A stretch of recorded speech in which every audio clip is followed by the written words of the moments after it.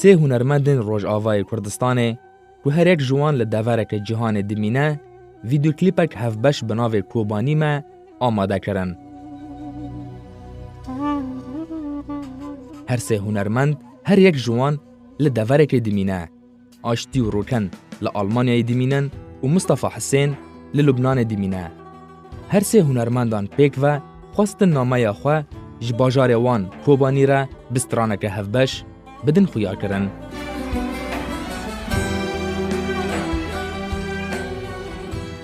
اف جوانین کو دلوان جحس کرنا خاک وان راحتی داگرتن خواستن بدنگی خواه هستیار جوانیا باجار کوبانی هر وها ایشو برینا و جهر کسی را بدن ناس کرن جبر جاره کدن کیف و خوشیه بخن دل خلق ویده. از هنه که بکردی بیشم افسترانا چاوا چی بو و چما چی بو اموک خوردن روج آوا به طایبت خوردن کوبانی گلک جاران هم لحف جویان وک فکراک بو متخواست ام شهف را بیشم گو امکانم من چی بکن طایبت خوردن وی داره ایل اوروپا باجاره بیانی امکانم من چی بکن جو کوبانی را چی بکن جه او کسی آنه پنابان ایل ور گو کانم من تشتیکی لسر خوش بونا کوبانی جاره کدن گداری کن ودی کوبانی چلی هادو چبو ملت پنابر بوش بر های من خواست ام تشتیکی چی بکن گو امکان من دلی ملت جنو دا شا بکن او خوش بونا کوبانی دیسا ام فکرین دلی وان.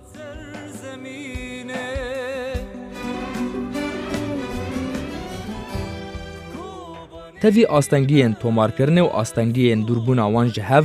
لی هجمارک جوانین کوبانی ین کل هریم کردستان و دورین آلمانیا و لبنان دمینن با آلیکاری آوان رابون تا نامه آوان بگهینن. هلبست باز کوبانیه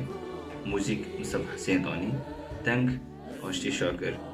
روکن عکاش مصطفى حسین استودیو طارق میرزا بیروته شقات تشتی کو متد آستنگیتی اوام حرک باجری کی بون اغلور بلور کردستان رضوان خلیل سپاسیا کشبوی او جیش کردستان جمانشان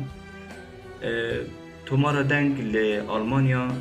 استودیو عزیز کریم میلاد ساز و دیلیار شیخ دواره ام بیجن ویدیو دا در هنر جنگ و شریف بو وینگر فرمان عیسی الوی در آلمانیا و مونتاژ و رنگ فرمان عیسی بو اشقا ایگو ویدیو دگرتن دی سال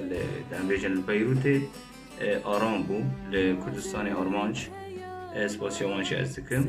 یعنی براستی من گلک آستنگی دیدی ام حرک لدوره کی بون ام حرک لجا کی بون و مگیان سر هفته از بهیوی مرگ و تشتکی خوش گوری دلی و در کبی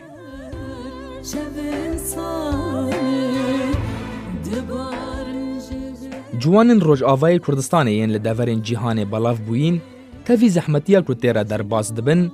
به چه شیوهی که به دخوازن خدمتا باجار و باجاروکین خو بکن و هولاوان اوه کیف و خوشی بخن دل خلق خوده و به هفره آلیکار بن جبر روژن خوین بغمگینی در باز بکن تا روژه که به هفره با آرامی و آشتی وگرن سر مال و ملکن خواه.